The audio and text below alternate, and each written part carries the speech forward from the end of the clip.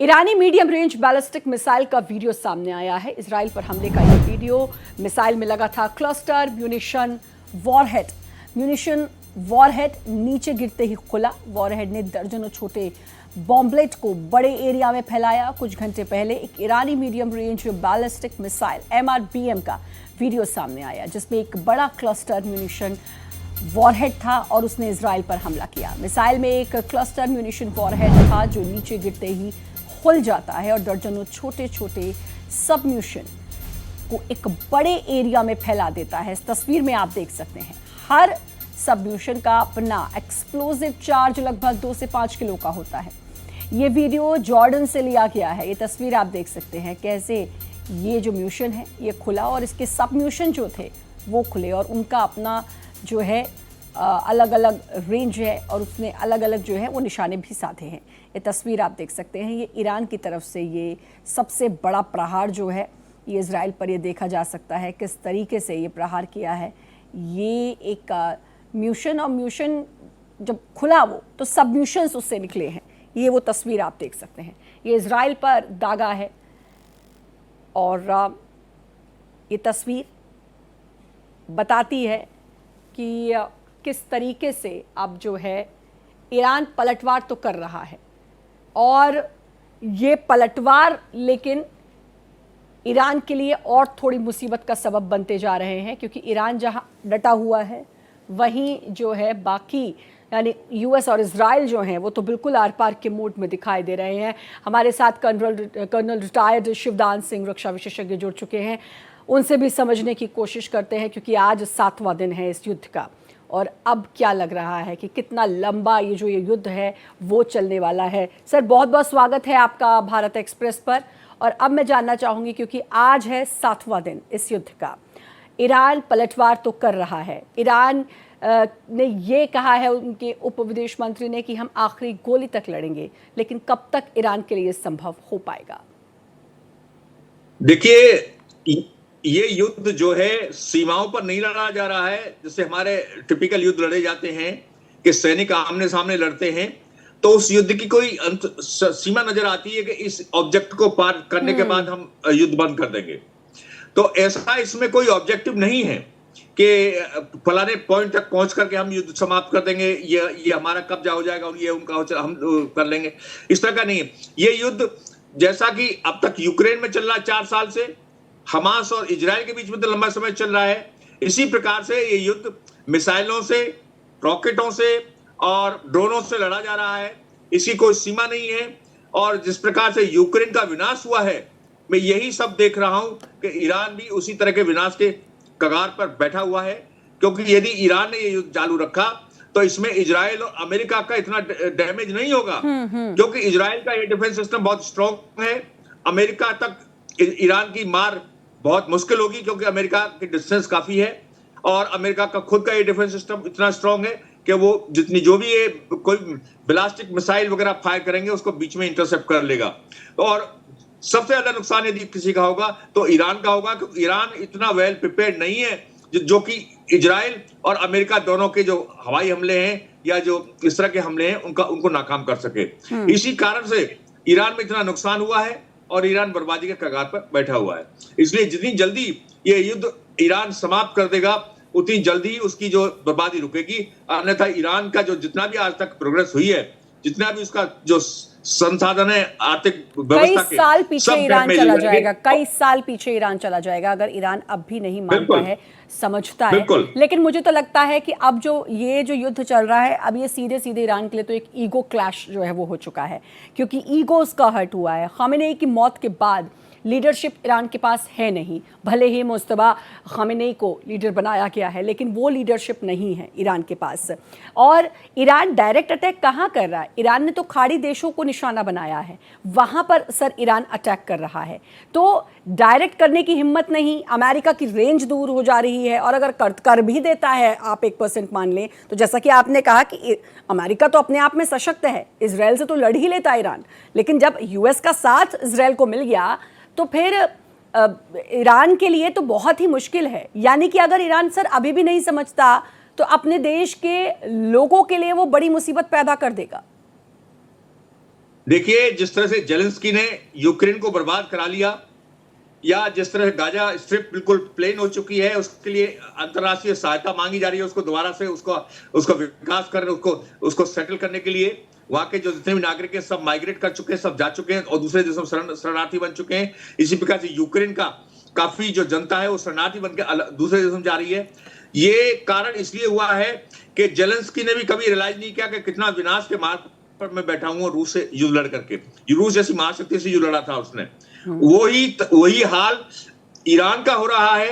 वो जो है अमेरिका की शर्तों को नहीं मान रहा है, इजराइल के लिए खतरा बना हुआ है। इजराइल के ऊपर जो हमास और हिजबुल्लाह का जो अटैक वो करा रहा था बार बार, उसका जो पूरा का पूरा जो फंडिंग है या उसकी पूरी सहायता जो है हमास और हिजबुल्लाह की ईरान कर रहा था। और ये इजराइल के लिए खतरा बन गए थे, उसकी एग्जिस्टेंस के लिए खतरा बन गए थे। इसलिए इजराइल को अपना रिएक्शन अब ईरान के खिलाफ दिखाना पड़ा और ईरान को जवाब देना पड़ा। इसलिए ईरान ने इजराइल को अपना दुश्मन बना लिया। उधर अमेरिका, क्योंकि ईरान जो है पूरे मिडिल ईस्ट में अपने को प्रभुत्व स्थापित करना चाहता था, अपने को लीडर बनाना चाहता पूरे मिडिल ईस्ट का, और दिखाना चाहता था कि मिडिल ईस्ट में उसकी सुपरमेसी है, जिसको अमेरिका बर्दाश्त नहीं कर रहा था। इसलिए अमेरिका ने ईरान को बार बार बोला कि तुम अपनी बैलिस्टिक मिसाइल बनाने को बंद करो, अपना न्यूक्लियर बॉम्ब बनाना बंद करो और न्यूक्लियर जो भी काम कर रहे उस पर बंद करो। मगर ईरान की जो ईगो थी, खुमनेई की ईगो थी, उसके कारण ईरान ने उसकी कोई एडवाइस नहीं सुनी और आज खुद बर्बादी अपनी करा रहा है। इसलिए मैं तो यही एडवाइस उदाहरण दिया कि जो यूक्रेन की स्थिति हुई है वैसी स्थिति देखने को मिलेगी। सर, मेरा और भी सवाल है, एक बड़ी खबर का रुख कर लेते हैं। ईरान इजरायल युद्ध से जुड़ी बड़ी खबर। इजरायली हमलों में 3000 से ज्यादा घरों को नुकसान हुआ है। ईरान में 500 कमर्शियल सेंटर्स को भी नुकसान हुआ है। राजधानी तेहरान सबसे ज्यादा इससे प्रभावित हुई है। मेहराबाद एयरपोर्ट और आजादी स्टेडियम जो है वो तबाह। 3000 घरों को नुकसान। तो अंदाजा लगाया जा सकता है कि ये कितना बड़ा नुकसान। राजधानी तेहरान तो सबसे ज्यादा प्रभावित राजधानी, आप अंदाजा लगा सकते हैं कि ये कितना ज्यादा नुकसान है। 500 कमर्शियल सेंटर्स को इसमें नुकसान हुआ है। इतना पीछे चला जाएगा ईरान अगर ईरान अभी भी नहीं समझता। हालांकि बीच में ये खबर आई, ट्रंप ने कहा कि ईरान बातचीत चाहता है। तो अगर ईरान के पास ये एक विकल्प बचता है तो ईरान को उस विकल्प को लेकर चलना बेहतर होगा। एक्सपर्ट्स भी ये बता रहे हैं। हमारे साथ लगातार हमारे मेहमान जुड़े हुए हैं। सर, एक चीज़ और कि एक तो बातचीत, डायलॉग की बात ट्रंप ने कही कि करना चाहता है ईरान, लेकिन अब समय निकल चुका है। लेकिन मुझे लगता है कि ट्रंप जो चाहते हैं वो चाहते हैं वहाँ पर सत्ता परिवर्तन, रजीम चेंज हो जाए, जो ईरान करेगा नहीं।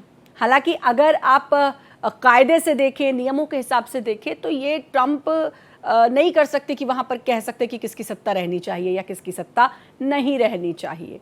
लेकिन हाँ, क्या अगर बातचीत की तरफ ईरान बढ़ता है तो क्या कोई ऐसा तरीका है जो निकलकर सामने आए और ये जो तबाही का मंजर देखने को मिल रहा है पूरी दुनिया को, ये जरा ठहर जाए? देखिए, ईरान में अमेरिका चाहता है कि वहां पर प्रजातांत्रिक व्यवस्था लागू हो। वहां पर जो कट्टरपंथ है खुमनेई के द्वारा जो चलाया जा रहा था, और अभी भी इनका इरादा है कि दोबारा से कट्टरपंथ को ही वहां पर चला जाए, वो अमेरिका नहीं चाहता।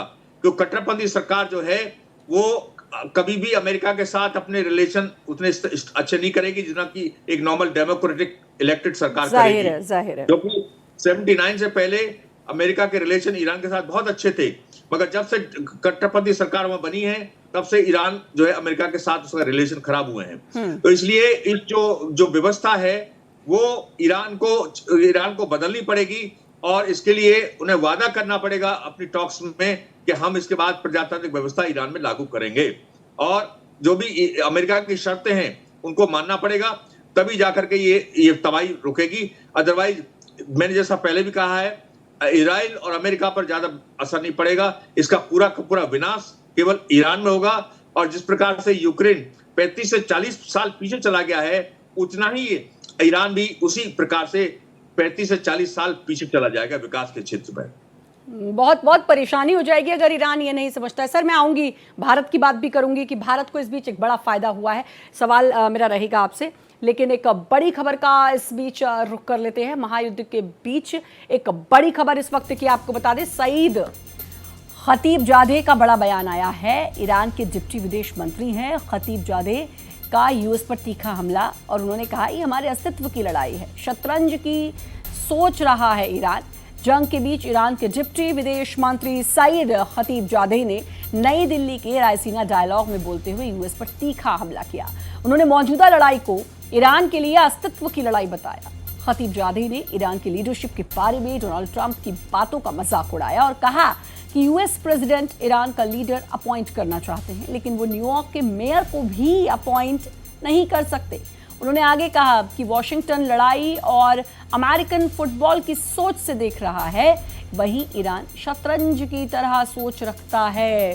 क्या ये मैं है सर? मैं आऊंगी सर, रुक करती हूं आपका।